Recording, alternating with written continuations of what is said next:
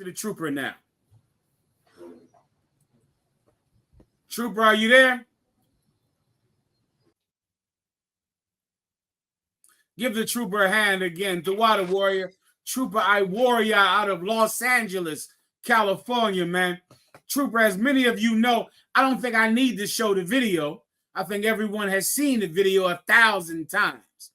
Kendrick Lamar just pronounced himself the winner of the Kendrick Drake beef. He won.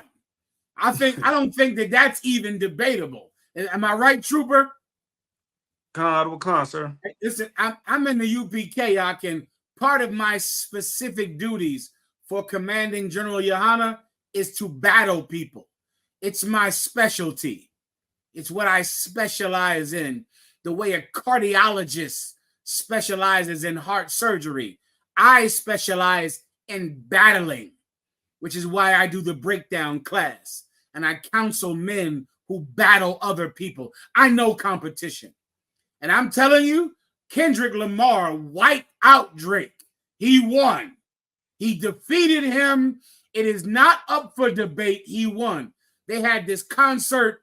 This concert was him crowning himself the winner of the Kendrick Lamar Drake battle. Do you agree, Trooper, or not? Con, sir. Now, this is what I would like you here for concerning Kendrick Lamar and the concert he had. Kendrick Lamar, outside of Los Angeles, right? The Kendrick Lamar concert, people are saying that the gangs came together. It was a night of peace. There were so many different gang sets up on that stage. What I would like you to try to explain us, because you're from Los Angeles, make us understand what the Kendrick Lamar concert meant to someone from Los Angeles. Now, I know you're in the truth, so I know you know the truth, but what I want is just the perspective from the average Los Angeles brother. You understand? Con. Please explain. So, just from a LA standpoint, it was a big deal just because everybody he brought out on stage, even the professional athletes, they all are associated with gangs. And every rapper brought out there is either from a gang or associated with gangs. So he had Crips, Bloods, he had people that normally probably wouldn't even be in the same room together. And he brought them all for this concert, and they was all on stage. Some of them I know, hugging, shaking hands, and probably some of them never probably even met each other.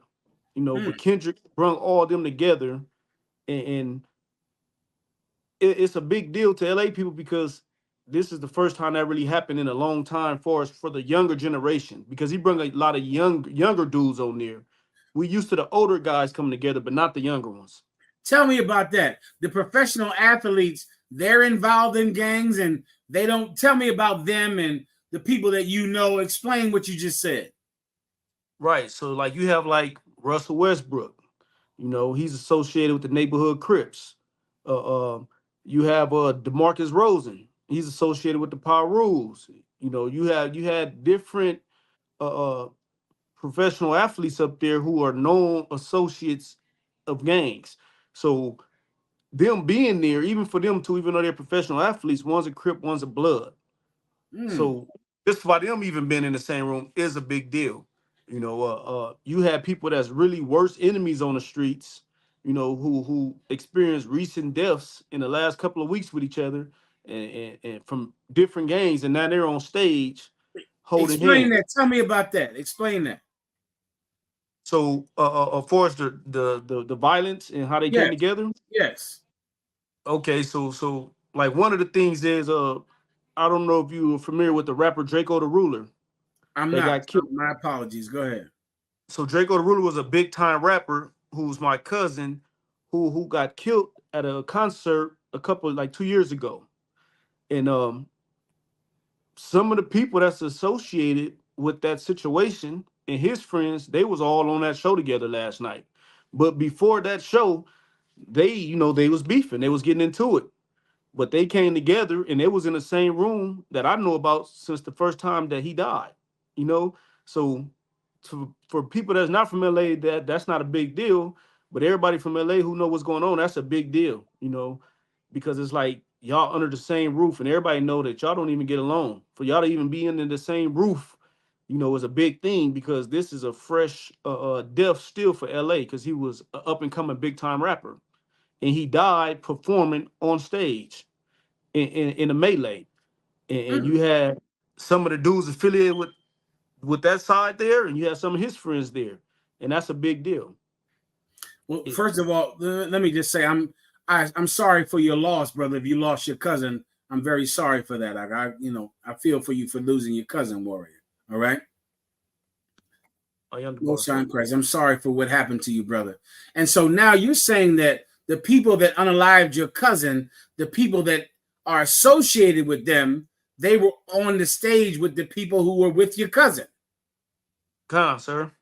And so that was amazing for you to see. I know that people outside, people like myself who are from Philly and New York, we don't understand that. We just saw Russell Westbrook dancing, and we didn't understand that he's associated with them and what it meant to you. And so the other people on stage, so as you're watching this, you are surprised that these people would even be in the room with each other together. Is that right or no? Come on, sir. I'm, because I'm from LA and I know what's going on, I'm looking just to see who's there. Just because I know that, all right, y'all together, wow, okay, Most High in Christ, you know, because I know y'all wouldn't even be there together, you know, and because I see that. And another thing I want to bring up, sir, is that a lot of people don't even know the dance Russell Westbrook was doing is a Crip walk. He do it playing games. He do it all the time. That's a Crip walk. So he was just letting the people know who probably don't know that he is a Crip. That's why he was Crip walking. He wasn't doing a regular dance. He was doing a gang dance. I did not know that. I'm glad you told us that because that is where you're from, correct? That's the neighborhood that you come from. What neighborhood do you come from? South Central Los Angeles. Most High in Christ. And so you're watching it. So you're not watching it like someone who's just a fan of rap. You're watching it knowing that that cat is in that gang, that cat is in another gang, and you know about the recent murder that happened, and you're wondering, damn, they're up there together. Now, here's my question. As you see them together, is that a good thing, or do you feel like it's an insult to the people that were killed? You know, being in the truth, it's a beautiful thing because you know, I still have family. Majority of my family gangbang still. You know, I have cousins that rap right now that's in the industry that gangbang. So I know a lot of the politics behind it. And plus, I gangbang for 25 years. So I understand the politics. So when I see things like that, I'm more so into the politics of it because I know what's going on. So when I see it for me personally, it's a blessing. It's like Most High in Christ, you know, because in my heart, I'm hoping that it's a movement towards stop hating your brother. Damn you know, right. just on stage with people that's considered your enemies in the world. To most people, it probably be like, oh, they soft or they whatever they are. But for a person like me, I'm like Most High in Christ. That's the Lord working. Damn right. Damn, give him a hand. Well said. Can I ask you another quick question? I hear that term politics. What does that mean when brothers from Los Angeles say politics? What are they talking about? Sir. So politics just mean the gang structure, meaning that I'm aware of everything that's gang related, the do's and the don'ts of the gang relation, the gangs. And politic means it could be two things, meaning being aware of the politics, and it also means that I'm using the rules against you, meaning that you did something you didn't supposed to do, so I'm politicking on you. Mean I bring you to the table to be DP'd or put off a And what gang. does DP mean? DP means discipline, meaning when some brothers is gonna jump on you because you broke a rule. They're gonna beat you up. They're gonna beat you up. I got you. Because you broke a rule. That's what DP, discipline. Come on, sir. Discipline. And that's what gangs do to make sure that their members follow the rules. Come on, sir. It's a way, it's supposed to be a way to keep people in line. I understand. And so now, so you're watching this. As you're watching this, you are surprised that these different people from different neighborhoods would ever be in the same room with each other. Now, what about, how does that relate to prison? Okay, if these men were in prison and they would do this in prison, would this be allowed or would this be frowned upon in prison? Con, sir, I just did 17 years in prison. Welcome home, Mark. Give him a hand. Most High in Christ. Welcome home, brother. When did you come home? I came home November 29th of last year, sir. I'm glad to have you, huh? Well done. Give him a hand. Most High in Christ. So break it down for us, please. So in prison, this will absolutely not take place. This prison is a whole nother devil. Yeah, No whole nother hell. I mean, you will have people associate, but to actually come together like on that level, and even to a point of just taking pictures as a group, yeah, absolutely not. It's actually probably people in prison who pissed the hell off. That's what I wondered. I wondered as I watched it, I thought to myself, the brothers in prison can't like this because they're locked away for the rest of their lives for believing that they should never be in the room with this person. And I imagine when they saw this, it must have not been something that they liked. And Salakia, sir, if I may, that's why I love the truth so much, because without this truth, I would have been one of them brothers who would have been making phone calls like, what the hell are y'all doing? You know, like, this is not cool, and I can't wait to get out of jail to talk to y'all. You know, so absolutely, you know, you got evil brothers on the streets too, because I've been talking to brothers all morning. You know, my cousins and them that rap, we all been talking about it, you know, on the phone. I've been on the phone for like 2 hours talking to brothers about it. And you have a lot of upset people because they know you got people who's not in that world, who's not rappers, who's not entertainers, and they on the front line that they believe is the front line. And they feel like, you know, it's a sign of disrespect because, you know, we don't associate with them. But for the brothers who are a little bit more laid back and understand what's going on, it's a beautiful thing. You know, it's a beautiful thing. To people outside of LA, they probably just think like, oh, it's just a bunch of rappers coming together. It's no big deal. They had a fun night.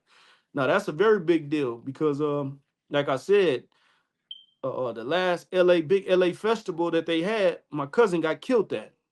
You know, it was a Crip and blood issue, and my cousin got unalived. Salakia. My cousin got unalived. So for this to happen and it to go peaceful, that's what people don't talk about either. It just didn't happen. It happened peacefully. There wasn't no fights. There wasn't nothing that I even heard about of arguments or nothing. It was just a peaceful celebration, and that's what I'm more focused on. Damn right, Doc. And to you being in the truth, how'd you find the truth anyway, Khan, sir. My cousin Zadanyala, he was in the truth, and we wound up selling up. And that was my first introduction to the truth. And he just told me, you know, I'm a Hebrew Israelite, and this is my favorite cousin who I haven't seen in like 16, 17 years. And, you know, when I last seen him, he was a blood. So I expect to see my turned up blood cousin. When I seen him, you know, he was in the truth and he was pushing strong. And that's where I got the truth from. Most High in Christ. Give him a hand. What's your cousin's name again? Zadanyala. Zadanyala. What city is he in? Los Angeles. He's still incarcerated right now, sir. Most High in Christ. He's right here listening tonight. Come on, sir. Most High in Christ. The water for his service too, brother. He's done a service for this truth, brother. And I thank the Lord for you, brother. And let me tell you something. The reason that Commanding General Yahanna kept this truth alive and made sure that it stretched all the way out to the West Coast and across the globe was for brothers like you, because he always knew you were out there. He always knew. He always knew that there was a seed in Israel that loved each other. And let me tell you something. I know it's hard to understand for most people, but love is going to conquer hate. It's going to do it. We have enemies that hate us, but love is going to conquer hate. And you're the evidence of that, You are a testimony for the fact that love is stronger than hate, brother. And I thank you for your service, I appreciate you for coming in this school, brother. Well done, trooper. Well done. So let me ask you another question if I could. So now let me ask you this question. Okay, now of course, you know, I've been around a few years. You understand that, right? Come on, sir. You know, so okay, in my lifetime, I have seen Crips and Bloods do different things where it seems like they come together. Different neighborhoods in New York. I've seen Snoop Dogg do it a couple of times. I remember there was a song when I was young, and it was a song called All in the Same Gang. You ever heard that song before? Sir. Oh, listen, I'm thank the Lord. I'm about to show you something now. When I was a kid coming up, New York, play this up. I.S.U.P.K. Play All in the Same Gang. That's the name of the song. This song came out back in the 90s. I'm from the East Coast. I was raised in Philly. I spent a ton of time in New York under Commanding General Yahanna. I remember this song when I was like in high school. It's called All in the Same Gang. Watch this song, please, War Trooper. Go ahead. More lives overnight, all the result of gang bang, stupidity. But what do you gangsters should know? One of you victims was a 3-year-old girl. Local gang members, you still don't get it, do you? Straight up madness everywhere I look. Used to be a straight-faced student. Now it's a crook, robbing people just to smoke and shoot up. Used to have a fruit fest, now it's a fruit butt. Dropped out of school and joins the neighborhood gang. Hanging on the street selling cane. Truth for old people. Now when I say people, I mean color. You stupid motherfucker. Since we are the mothers of this earth, it's time we start being good mothers from the birth of our children. No time for sleeping, teaching them fight winning for the right reason. It's your time, it's your life living. Proud to be black, young and gifted, lifted by the knowledge of taking the right route. Gang violence needs to be wiped out. One and the same, everyone came in the same chain, caught with the same aim, brain games and names change. Destroyed the black male crack jail and semi-automatic static in the crack fail. So since we all talk the same slang, stop killing my brother, cause we're all from the same gang. Don't you know we got to put our heads together? Make the change, cause we're all in the same gang. Now as a youth, I used to get my bang on, and on the app, get my part-time slang on. One a time for me with no choke up. They knew I was crazy, so they labeled me loco. That used to be all about feeling sport. No fight, but tossing up a 40. And never mind that no one can handle it. The Dallas brothers never touched Los Angeles. Being the pimps that we are. We ain't speaking of situation that is gone too far. Here at home, it's the ghettos of L.A. We're a young black brothers, and I promise to see the next day. Cause we used to crack on the streets before we made beef. But food Chile and pray on the weed. And don't be peeing on the color of a rag. Cause if you got what they want, you know they're gonna take what you have. The violence will only revolve from guns to thugs and gangs to bang most times. It's a political thing. Yeah, a couple of spots to get tied. Coming on the season to get on this spot. I.S.U.P.K, ripping the microphone the way I do. Listen close, my brothers, cause I'm talking to you. The problem is we got a suicidal lifestyle. Cause 90% of us are living foul and wild. I say job, you say bad joke. I'd rather jack a mother brother watch his lunch smoke. Living in the fast lane, living like right there. insane. You need to stop and see your brother on the street train. Let me tell you something. Whoever is 50 years of old or older, I just took them back. I took them back. Where's Mayak? Mayak said he didn't like these type of songs growing up. Mayak, come on, call in and tell me why you didn't like it. Let me tell you, okay, and from my experience, I've seen this happen before. I remember back in the early... Sir. Go ahead. He said Amalek didn't like these types of songs. Oh, Amalek, Salakia. Amalek didn't like these. To my memory, I remember also there was a gang truce.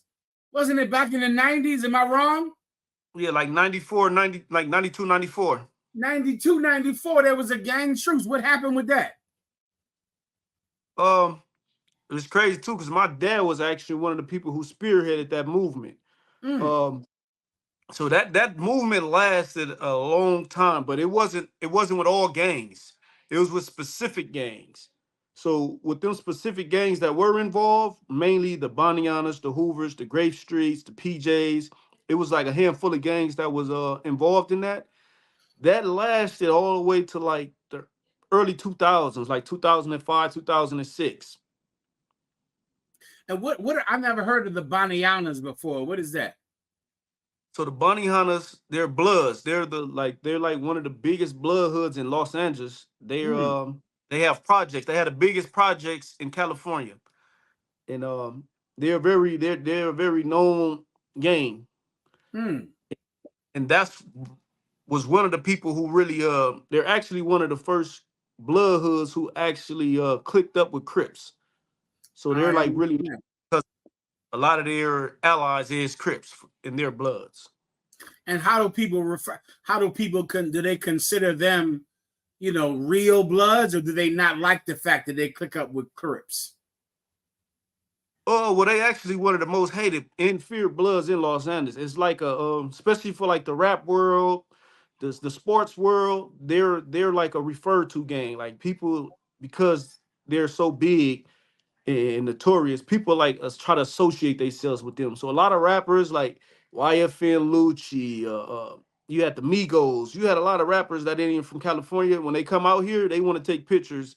6ix9ine before he told everybody want to take pictures in the projects because they have a notorious hood.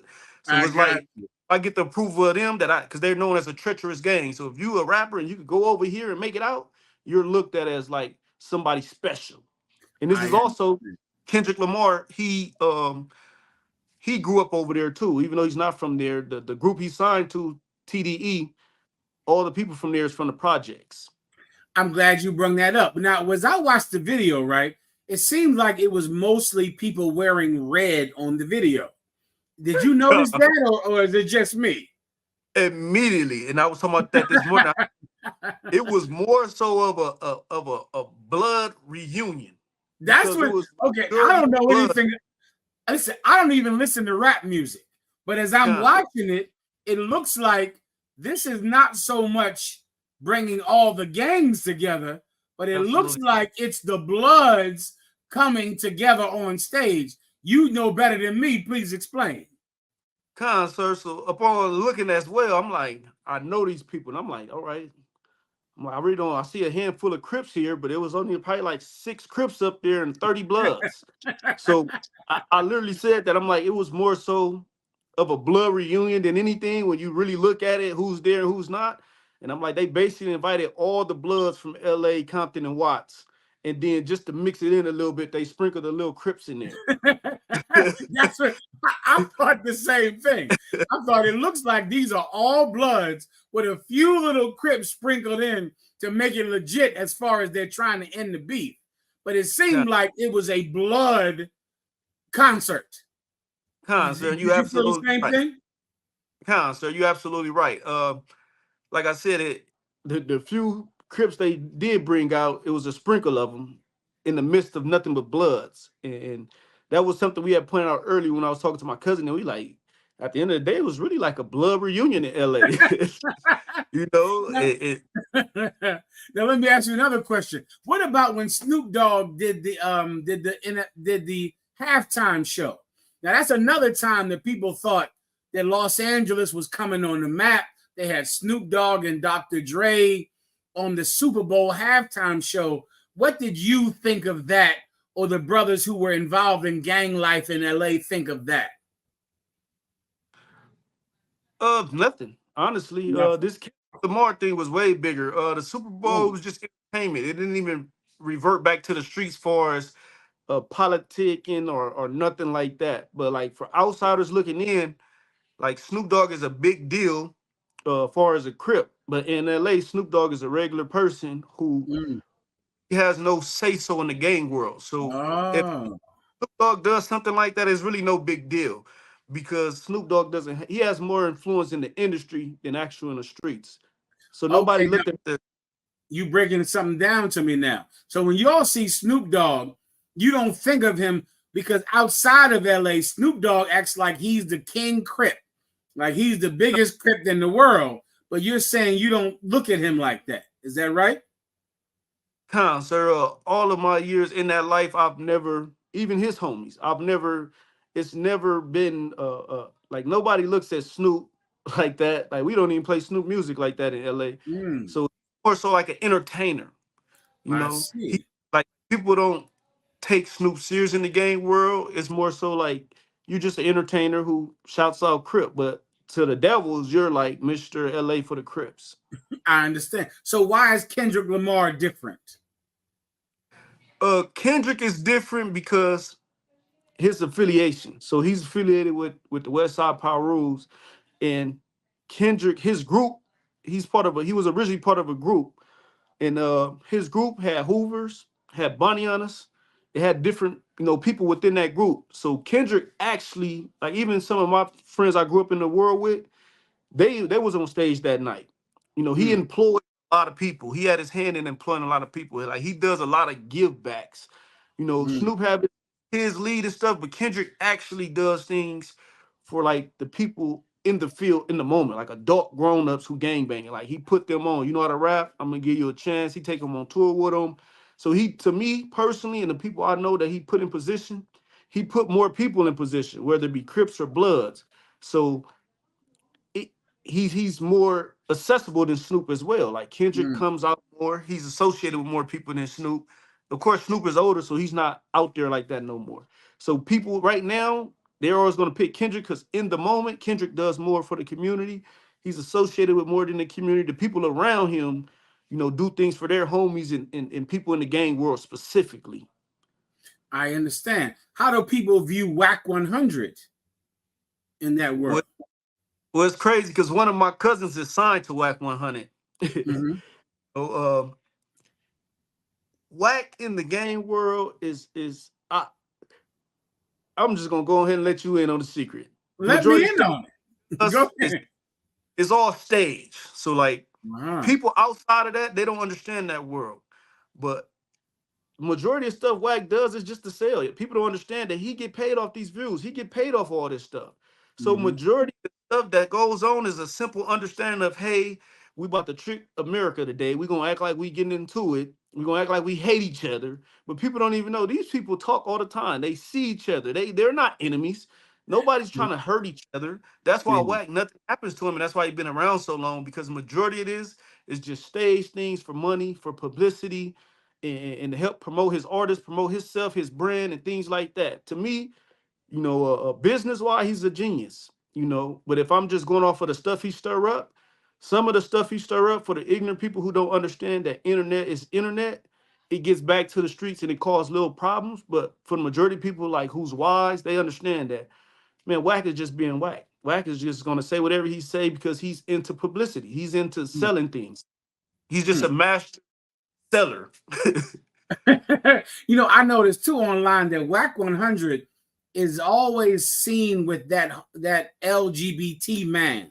What's that man from the LGBT community out there in LA? What's his name? Talking about the light-skinned dude? Yes. I can't think his name right now. It's on the tip of my tongue, but yes. Someone type his name in the chat and put it up on there. Now, how do people feel about WAC 100 being with a openly gay man on his show, talking to him, interviewing him? I know you know what I'm talking about, right? Come on, sir. Now, how is that viewed? WAC is kind of like, so WAC is not from LA. He's from Pacoima. Okay. Which, the valley, far from LA. That's why everybody be on WAC, like, why you in LA business? Because you're not even from out here. So nobody really WAC serious because WAC been like this. Jason Lee. Jason Lee. That's the light skin. Yeah, Jason Lee.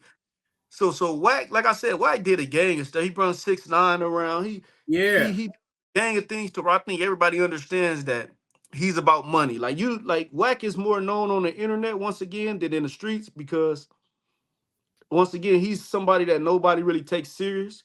We know you really from where you from, but at the same time, we understand that you also, since you've been like in the public eye, you've been like getting more outrageous with things. So nobody really takes him serious anymore, Okay, good, because I also noticed that some people who claim to be gangbangers also make sure that everyone knows that they're not homophobic, that they're not against gay people. Have you noticed that? Well, so I got a bombshell for the world. I'm waiting on it. I'm waiting for you to bring it out. Sir, gangbangers have one of the biggest LGBT communities there is. Whether it be on the streets whether it be in jail, gangbangers is some of the biggest LGBTQs you will meet. The only difference is that they're going to disguise it as I'm turned up in the streets. I'm a tough guy. But everybody knows, like even me growing up, I always knew that it was homosexuals within the gang. And it was just an unspoken rule that people didn't talk about because guess what? He's a killer, but he's a homosexual. You get what I'm saying? So nobody speaks about it, even in prison. You get prison, and I remember going to prison, and they like, oh yeah, this is wooty woo woo, and it's like, yeah, I've been hearing about it forever, and it's like, yeah, but he's a booty bandit, and it's just like, what?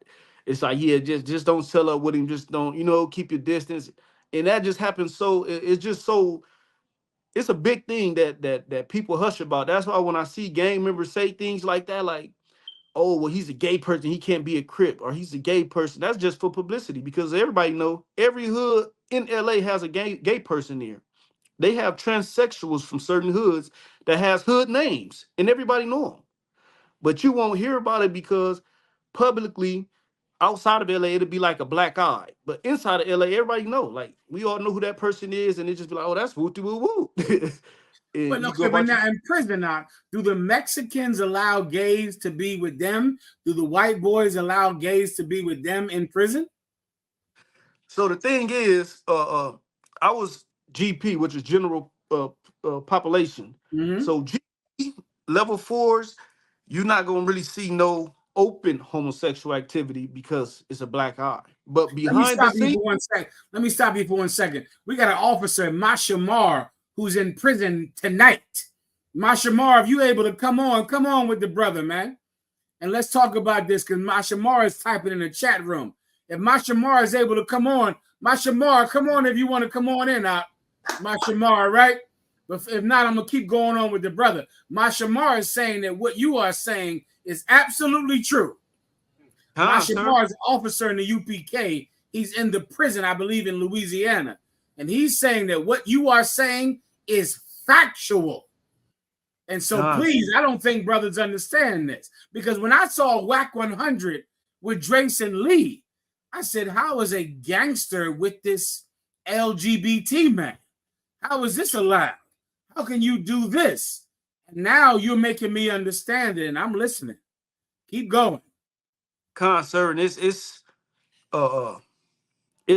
real bad. Let me just say that. Over the years, within that 17 years I seen it get way more out of control. It went from before I went to prison, it was something that everybody knew, but it was behind the scenes. Nobody really spoke about it. It was just more so like, hey man, don't be by yourself with this person. He get down with boys.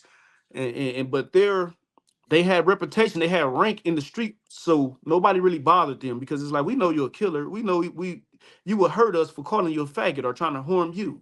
So it was like a respect thereof. We know he gay, but he's a good homie who represents what we represents, and he with the business. So we just give him his space, like long as you don't bring it around.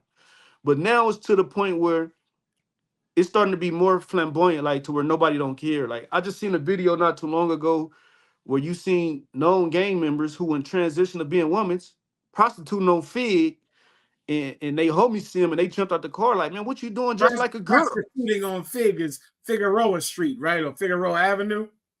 Sir. Yeah, that's a street in Los Angeles. And so they're out on Figueroa prostituting and they're gangbangers. Sir.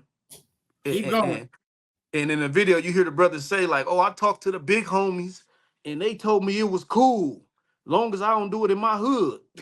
And that's what it's coming to. That's but now in prison, among the Mexicans and the white boys in prison, how do they view that kind of behavior? So, they politic on it more extreme than blacks. But meaning what? Do Mexicans, does the tribe of I.S.U.P.K in the world in prison, do they treat LGBT people the same way or not? Behind the scenes, they partake in it more than probably damn near anybody. I hear you.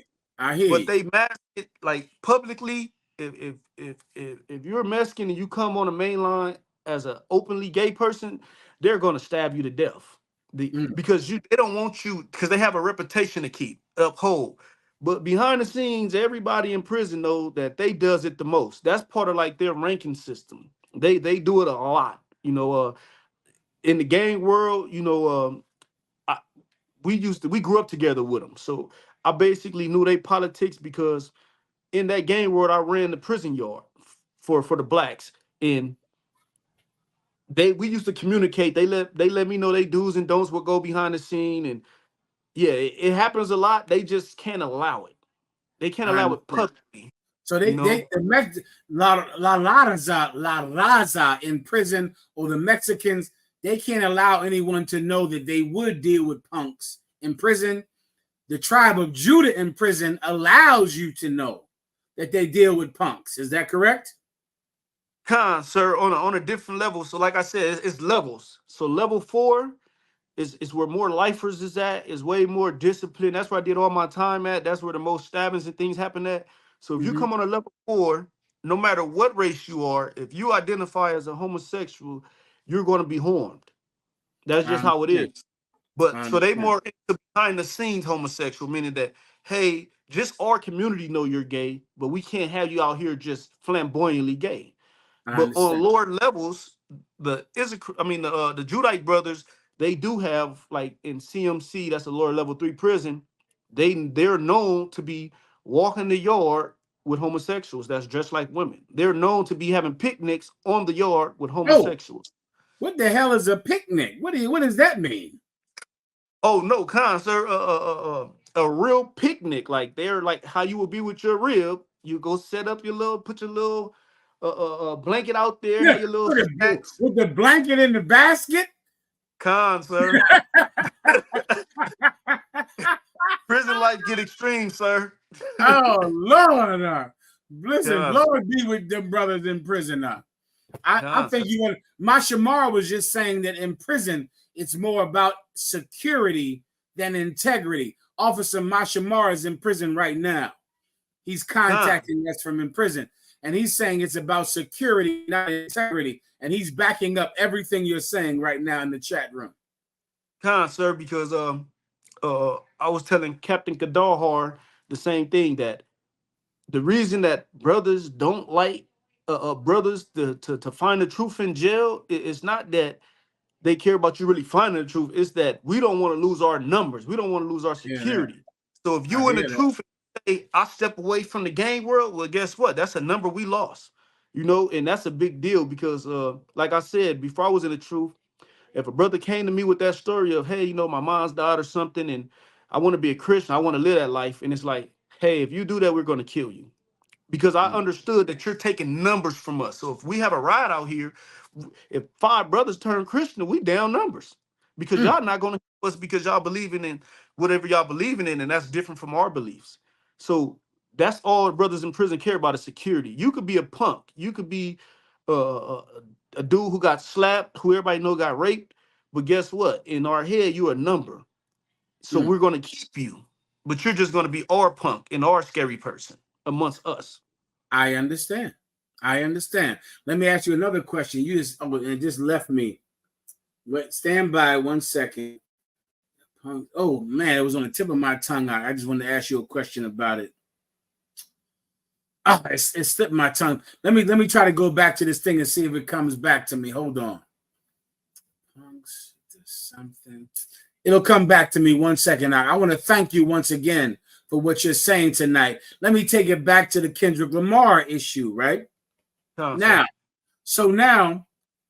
in my lifetime, when I was a young man in the world, this seems like I've seen this before. I've seen different things happen in Los Angeles that meant the gangs were going to come together, that they were going to now be all in the same gang. That's what Kendrick Lamar said, that phrase in the concert. Did you hear that? Sir, I missed that phrase. I heard him say, he said, tonight we're all in the same gang. And that's what made me remember this music video. All in the, we got Mashamar coming in. Mashamar, I think, is going to come in with us right now tonight. Lord allow. And as I watch that, I wonder, do people, if now maybe they're not old enough to remember, but I remember nights like this in Los Angeles and everyone thinking like the truce that happened in 94 around then. Everyone thinking that it was going to change things, and it never changed anything. Do you think that? Do you remember those times?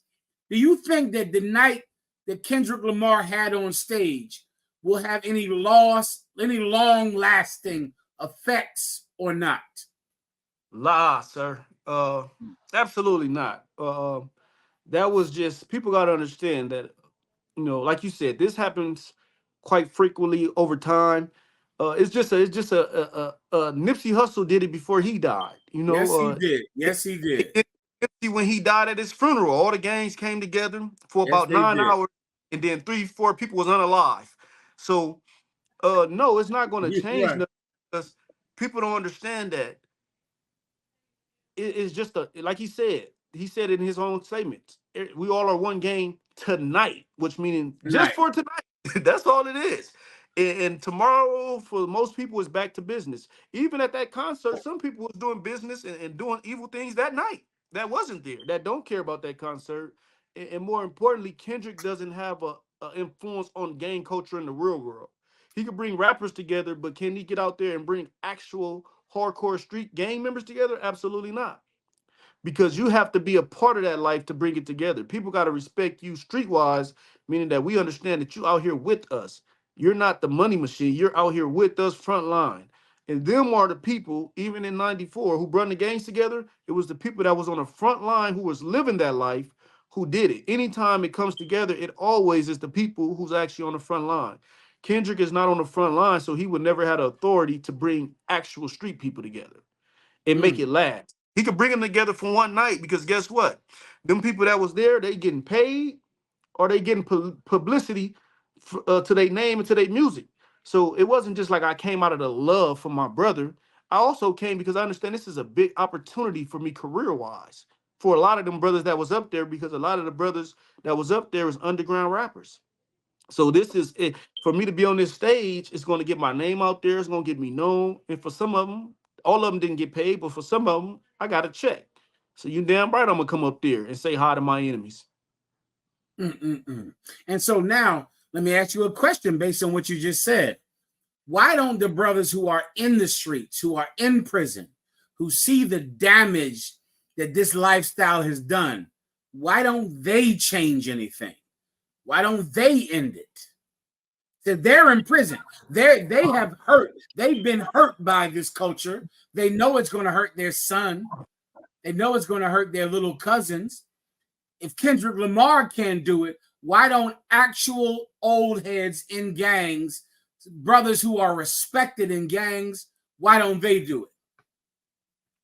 So like, if I may, sir, me personally, we actually, even being in the truth in jail, I sat down with reputable people who run their hoods, and we tried to do that.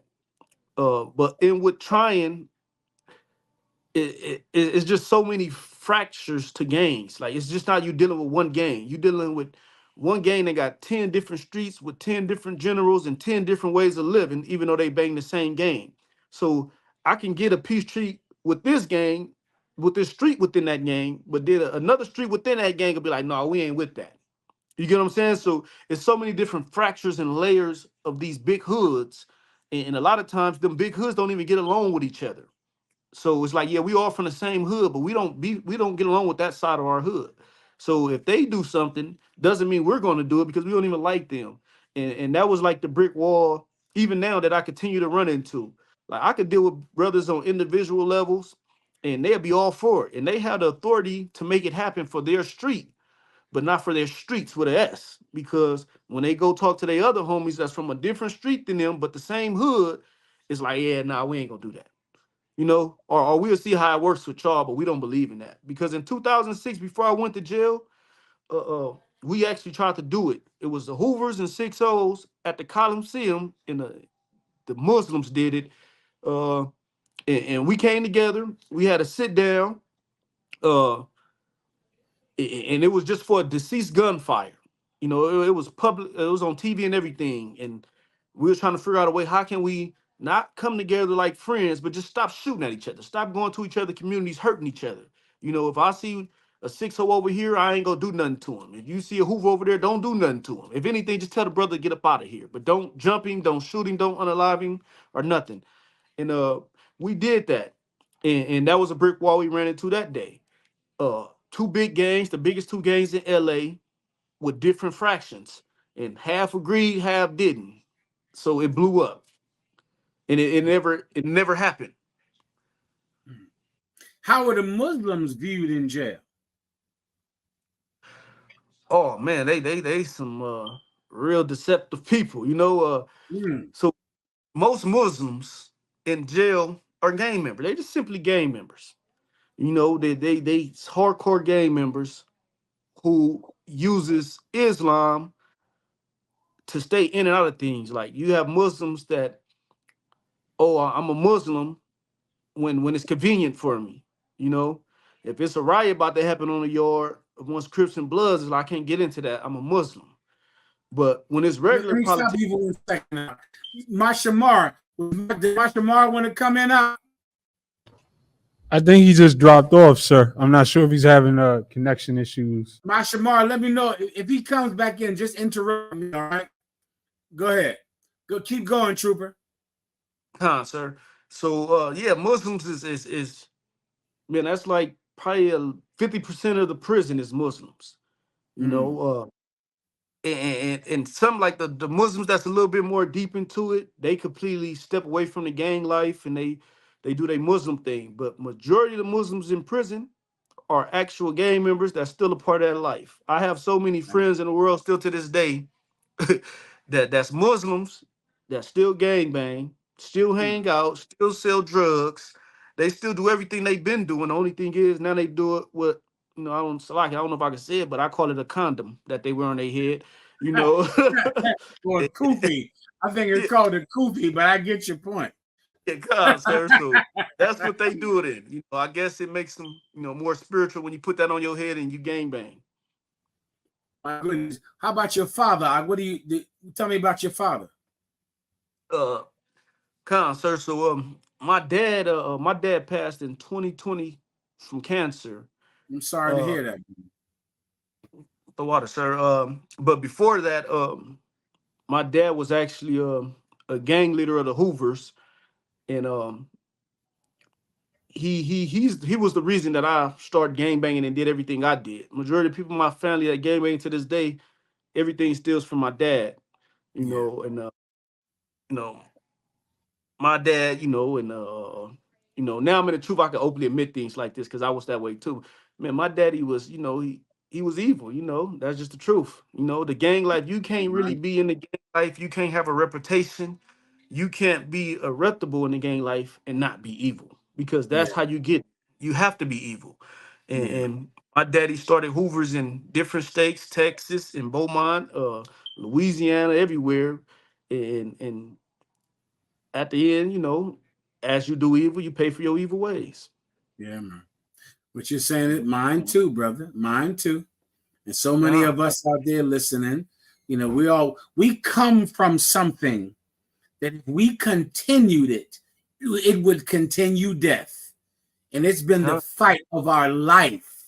The fight of our life is to try to find life instead of death. I understand. And I believe what you're saying, Ak, is going into exactly what I wanted to say about the Kendrick Lamar concert. There's something that we are not going to learn from that concert because we're not willing to be extreme enough to learn this kind of lesson. Many people, I know you've heard about the Israelite School of UPK under commanding General Yahanna. People consider us black extremists. Have you ever heard of that term before? Oh, that's Absolutely. What. Listen, you're a trooper now in the UPK. Now you're one of us, and you are going to be called. You are going to be called a black extremist from white people who support the Confederacy, from white people who support racist politics, racist American industries. they're going to call you an extremist. You're going to be called an extremist from black people who are Christians, who are Muslims, who are gangsters. They're going to call you a cult member. That's what's going to happen.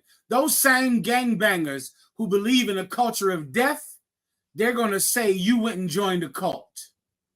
They're going to say you are an extremist. But let me tell you something about Los Angeles. The problem with Los Angeles is that you're not extreme enough. And that's why none of your solutions work. Every solution to the gang problem in Los Angeles is a mild solution. It's a solution where we can continue our culture, but we change it for a day. We change it for a year. We change it on this block and not that block. The problem with gang culture in Los Angeles is that you brothers were not extreme. Trooper, I'm going to teach you how to be extreme. How to be extreme. And being extreme, you're going to eradicate the violence that took your father, the violence that took your friends, the violence that took your neighborhood. But you got to be extreme to do it up. Can I show you an extreme thing, Trooper? Give me Matthew 24. Give me you resist not evil in the book of Matthew 24. Here's what you won't learn. Let me tell you, Trooper. Give me New York. Do you have what you heard what I said, right? So we're pulling it up. No, and anytime Yashamar wants to come on, please let me know. If he wants to speak, let him speak.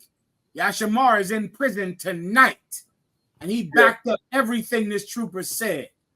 He said everything you were saying is true. Yashamar is in prison right now. We're going to bring him home. Don't worry. We're bringing Yashamar home.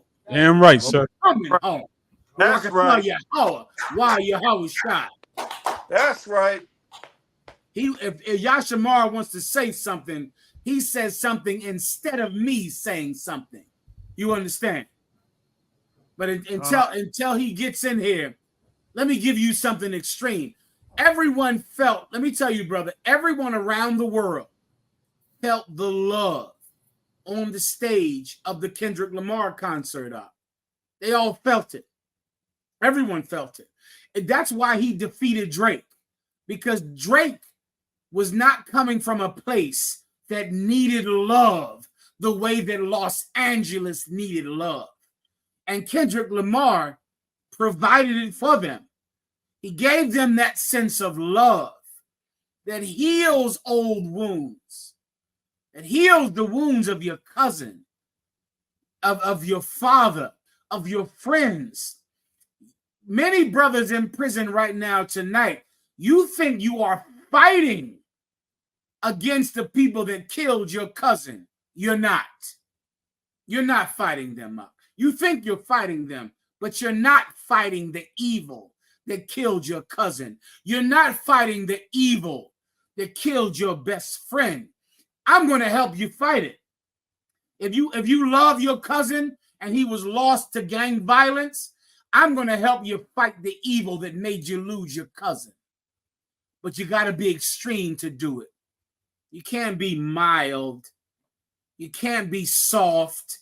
You can't defeat this enemy with a half measure.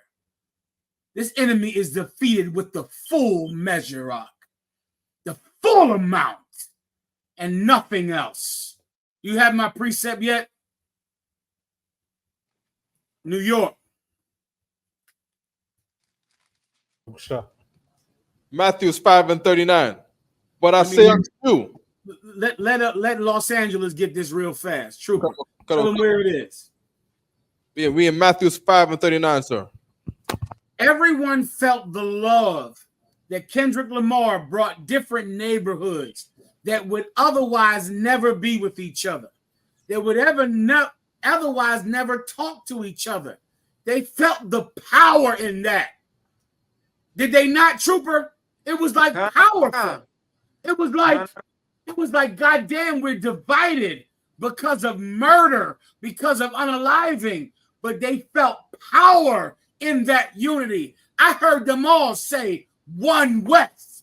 Did you hear them say that, Trooper? Khan out of a con. Oh, they all said that. They all said one West, one West, one West. They all said that.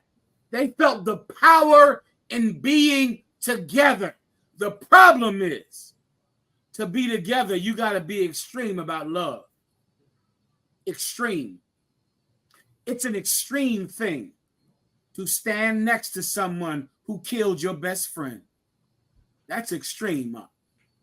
That's an extreme thing. That's not normal. That's not polite. That's not society. But it is absolutely one West to stand next to him, to be with him, because I know that there is an enemy that has caused us to kill each other. Let me ask you a question, Trooper, before I read this scripture. Have you ever thought about the fact that the American flag is red and white and blue? Has anyone in a gang in Los Angeles ever thought that's very coincidental, that we are fighting each other and you're red and I'm blue? Has anyone ever even thought about that your colors in the Crips and the Bloods are the same colors in the American flag? Have you ever thought about that? Sir. Things like that in politics, honestly, coming from that life, you don't even pay attention to that. That's not even a thought process. And as a kid, you pledge allegiance to the flag and you do all them things, but that never crossed my mind. Let me tell you something, because it's extreme for it to cross your mind. You brothers are killing each other over red flags and blue flags, and never even realized that that's the color on the American flag, red and blue. Gangs in Los Angeles are just continuing American culture. They're American. There is an American that wants you to kill each other. And that American is what color? White. White. The red, the white, and the blue. This brother just said that he never even considered that the flags on the American flag are the same colors in gang culture. And it's just never even thought about it. Never even considered it. They don't want you to consider it. Mashamar, are you there? No, Khan. Hey, Shalom. Yahabashim Yahabashim. Give Mashamar a hand, Akim. Mashamar, what did you want to bring out, warrior? I'm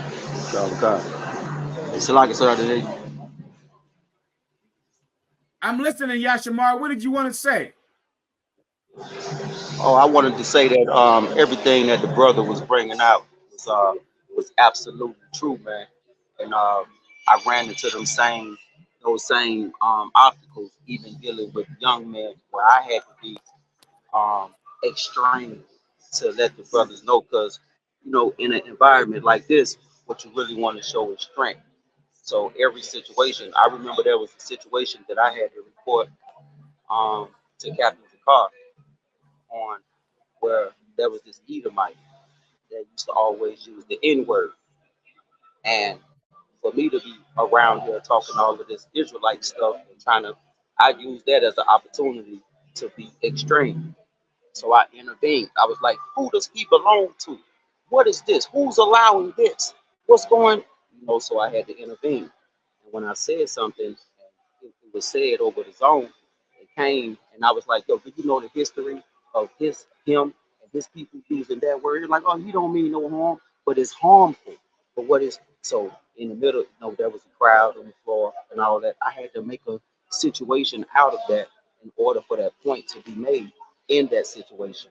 From that situation, I've accumulated a young man, who's on the way of becoming a trooper right now, because they saw how extreme I was in that approach and taking that approach. Another thing I did where I had to be extreme in getting the point across was this was during the time where Captain Zakar and them, Captain Zakar, Captain Soccer War, Officer Hazahar, all of his brothers came together. They came to the prison. During that time, I had to fill out like there's a religious. I had to go to the chaplain and and register myself, you know, as a Messianic Jew slash Hebrew Israelite in the system. So doing that, I was thinking, how can I use this as an opportunity to push this issue so much throughout the prison? Because just like the brother right here, I once was a part of that lifestyle too. But I was so as a former member of the Vice Lords, I had to do something extreme to let everybody know I'm not on that no more. So what I did was I got a shield and I put it around my neck, which is the total opposite of what I once represented. And it Mm, also rivals the gangster disciples because they are the that's right. immediate rivals of Christ. So when I did that, people were looking at me like, did he switch sides? Or I know he ain't one of us. So it Mm, brought more attention. And when it did, I had confrontations with them verbally, nothing physical, but I had to let them know when they would be like, hey, yo, that's a six. It's like, it's not a six, it's a star, it's a 6 point star. So I had to use the U.P.K breakdown. Like, I literally had to ask them, like, what was the highest grade you completed in school? And they would look at me crazy, like, huh? And I would be like, come on, everybody knows a star is a ball of gas. You know what I'm saying? that's right. And if you want to emulate the shape, it wouldn't be this. This symbol goes way back to the bloodline of my ancestors. I am an That's Israelite. right. Conversation led to a breakdown to my beliefs. So I had to be extreme, put myself at risk of, you know what I'm saying, in you know of a physical confrontation with the gangs about this. But that's the only way. Like as of right now as we speak, I have young men waiting to denounce their affiliation with the gangs because I won't allow them to go to the next step until they make that move. So they come in, they checking in, and they making the they making their check-ins, they doing what they say, but I won't allow them to make that next move until they get rid of that. Because I keep explaining to them that no man puts new wine into old bottles. You have to become a new person. And until you do away with that, there's no way you can love your brother and be a part of that. You know what I'm saying? So that extreme approach is the only approach to establish the truth in the Give penitentiary. Because they Mashamar a all hand up. And Mashamar, kind of When you just said, when Mashamar just said, I'm sorry, when Mashamar just said you can't put new wine in old bottles, it almost made me cry because that is what I'm trying to teach you tonight. The problem in Los Angeles is like every few years, some rapper brings Crips and Bloods together, and all of us on the outside of Los Angeles, we feel happy. We feel glad, but that change is not extreme enough. A concert will never stop the violence in Los Angeles. A song will never stop the violence in Los Angeles because it's not extreme. In the U.P.K, we are in a cult. We are extreme. And that type of thinking fights death because death is extreme. Death is extreme. Let me give you a precept that's extreme. Where's my precept in New York? Who got it? What's the precept? Come on, sir. Read. Matthew 5:39. It was But said I of say unto times. It you, was said of times past. That's where you should start. lucky sir. Salakia, what was the verse?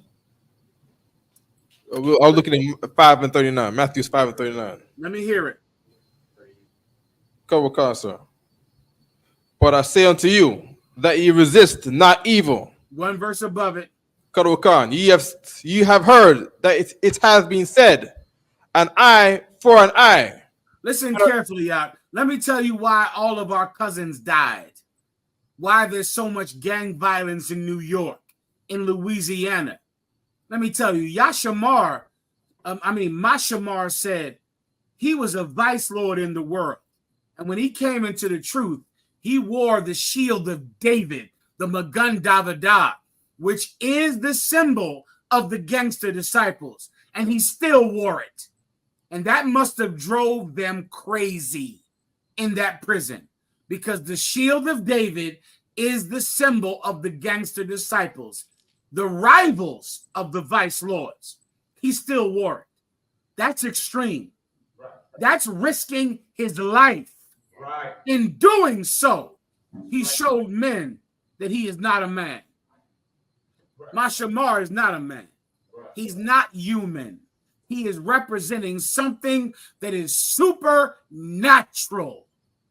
That's what must be done. It was said of you in times past, an eye for an eye. An eye for an eye. Put Los Angeles back up on the screen. That's normal, right? You killed my cousin, I kill your cousin. You fought my friend, I fought your friend. You stabbed me, I stab you. That's an eye for an eye. That was law. That was biblical law at one time. Biblical law. Keep going. Khan, and a tooth for a tooth. If you knock out my tooth, trooper, what should I do to you? Knock out your tooth. Knock out your tooth. That's gang politics, is it not? That's politics. That's the rules. You hurt one of ours, we hurt one of yours. Brother, a long time ago, that's what every Israelite was doing. Every black and Hispanic was doing that in the land of Israel. We did that. And we thought it was righteous. We thought it was justice. The same way you think it's justice in Los Angeles, in Chicago, in Mississippi, in where's my Shamar from in Louisiana, in North Carolina. The Crips and the Bloods are everywhere. I had a council today about a 8-trade gangster Crip organization in North Carolina. Today, it was today, about 3 hours ago. They're everywhere. One of them is red. The other one is blue. None of them know that's the same colors of the American flag. Keep going. Go to Khan, verse 39. But I say unto you that ye resist not evil. What does that term mean, Los Angeles? You resist not evil. Translate that to today. What does that mean? You resist not evil. Try, just give it a shot. If I may, sir, it means don't go along with it. Just think about you resist not evil. What does the word resist mean? The word resist means fight. Oh, fight. If there's a resistance, that's a fight. If I'm resisting you, I'm fighting you. So I'm telling you, if you take his eye because he took yours, if you take his tooth because he took yours, you are not resisting evil, which means you are not fighting evil. You think you are. In Los Angeles, you think you're fighting evil because someone from the gangster Crip disciples, from the gangster Crips, stole a leather jacket back in the 70s. And so now the neighborhood Crips think they're fighting that evil because they're trying to steal our leather jackets back in the damn 70s, back in the 80s. We think we're fighting evil because they did something to us. Now we do something to them. Can I give you something extreme? You're not fighting evil by doing that. You're not fighting it at all. I say this unto you. You resist not evil, and an eye for an eye, and a tooth for a tooth. Keep going. smite thee on thy right cheek, turn Read that to him. again. Read that again. But whosoever shall smite thee on thy right cheek, turn to him the other also. I give him the other also. If you want to fight evil, someone hits you, I turn to him the other also. I give him this other side. You smack me on this side. You know what? I'm giving you another chance. I'm giving this to you. I gave you this cheek. What did you do? You smacked it. I'm going to give you another chance because I don't want to kill you. I don't want to kill you. I gave you my right cheek. You hit it. You know what? I'm giving you the other one. I'm giving you another chance. That is extreme. That's extreme. That's what Los Angeles is not prepared to do. Los Angeles is prepared to sing a rap song, to dance on a stage, to have millionaires dance on a stage. They're millionaires. Kendrick Lamar, what's the man's name who plays for the Clippers? Russell Westbrook. Yeah, Russell Westbrook, DeMar DeRozan? What's his name? DeMar DeRozan. They're multi-millionaires. Snoop Dogg, Dr. Dre, Kendrick Lamar, because millionaires danced on a stage, that won't cause an extreme healing to happen. And LA needs something extreme to happen. I'm telling you this. You killed my cousin. I'm giving you another chance. I'm giving you another chance. I'm not going to hit you back because I know that my enemy wears red, white, and blue. That's what he wears. That's and right. I know he is the reason that we're killing each other. The red, white, and blue. He's the reason we're killing each other. He's the reason we're fighting each other. The red, white, and blue is the reason we're killing each other. That's extreme, Mark. That's extreme. Keep going. Khan, verse 40. And if any man will sue thee at the law and take away thy coat, let him have thy cloak also. That you want something from me? That's what you want? I'm giving you more than you asked for. Why? Because I want the death in Los Angeles to end. The problem is every 10, 15 years, everyone feels good about the rap song that says the gang violence is over in LA. Everyone feels good. But you don't love that feeling enough to do something extreme to actually make it end. Let me tell you what you got to do. You got to do what Mashamar did. If you're a vice lord, you got to wear the shield of David. You have got to throw away your colors. There cannot be any more red flags or blue flags in Los Angeles. Throw them away.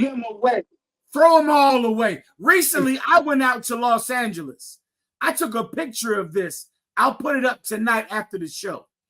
I was walking by a store downtown Los Angeles, and there was a Korean store. And the Korean store had a blue rag and a red rag next to each other in the store. And I took a picture of it because I said, this is who is profiting off of us buying these rags and killing each other. We buy them from the Koreans. Where'd you get your blue flags from down there when you were a gang member, right? The Koreans, the Chinese. Yeah. You understand me? So you know what I mean then. You know what I mean. The Koreans are selling us these blue and red flags. The same colors on the American flag. The same colors. You want to do something extreme? Throw away that garbage up. It's filth. It killed your cousin. It killed your father. It killed your friend. And it's American. It's not LA. It's not South Central. It's American. That's what it is. America killed your friends. America. The red, white, and blue killed your friends. Don't blame this brother. He was caught up in the same sorcery, the same myth that America teaches. I'm going to do something extreme. You killed my friend. I forgive you. Now join me in it. Join me today. You killed my brother. I forgive you. Come to me and hug me and let's forget this nonsense. Why? Because we are a nation not desired by anyone else. No one wants us, and we have an enemy. And what are the colors of our enemy? LA? Red, white, and blue. No, those are his colors. Those are his colors, trooper. I'm not wearing those. I'm not wearing them. You understand, don't you? Honorable Khan, sir. I pray you do. I pray you do. Now, I know what I'm saying is extreme because I love my brother. I love my cousins. I love them. But I'm giving you another chance. You hurt me. You hurt me. I cried because of what you did. But I'm giving you another chance because my nation needs this extreme action. You understand, trooper, don't you? Honorable Khan, sir. That's the cure for Los Angeles. It might be too extreme for most, but an extreme problem requires an extreme cure. You understand? Most High in Christ. With that said, I apologize to cross the line. I know I went too far. I apologize, Zach, but I just could not stop the brother from speaking. He was so educational. And let me tell you, as a trooper in the school, I am highly impressed with your diction, with how eloquent you are, and with what an excellent teacher you are. And I'm sure you have an excellent future in this school, brother. And I want to thank you for your service and thank you for how extreme you have been. Underbar, sir. The water to you said, too. I appreciate you, Warrior. And for water to Mashamar. Mashamar is locked down. He's away from us now. But give Mashamar a hand. Let me tell you something. Mashamar is not with us now. But Mashamar is a champion for the word of God in the prison system that he's in. And one day we'll be together. Until then, he will gather men that are absolutely extreme as he is. Well done, Mashamar. Well done, warrior. I got to end the class. Let me end it right now. With that, call the salute, please, Akim. Khan, sir, men of Israel, I Majum. We're going to give one salute to the teacher. Men of Israel, I Majum Shabbat. I Majum Barak.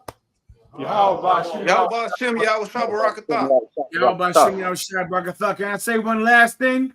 Today, Commanding General Yahanna ordered me. You brothers might not know, but we have already trademarked the term One West. It is our term. It is trademarked. It is copywritten right now. No one can use it but the Israelite school of UPK. One West comes from the UPK. It is legally trademarked today, right now. Everyone understands. I don't count, sir.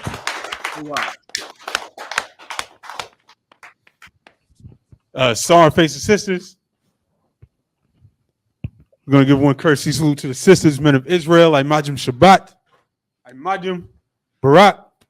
Yahweh Shemal Thumba Hashem Yahweh Shah. Yajim Atah, class dismissed.